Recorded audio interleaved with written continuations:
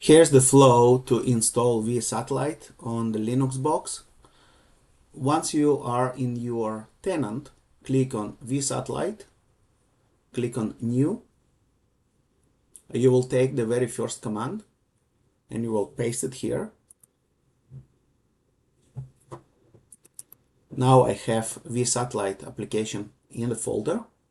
The next step is to check environment, prefly. So as you can see here, everything is green or yellow, so it's good. If needed, on this command, you may need to type a sudo password. The next step going to be copy installation pairing code and actually start install process. The first question is approve setup and agreement to the license.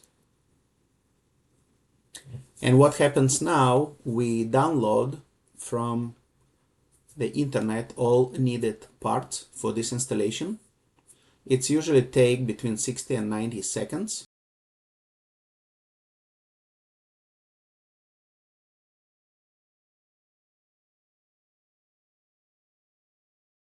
As you can see on the right, the installation end. Now on your tenant, you will click on test. And if everything is okay, the status shows green.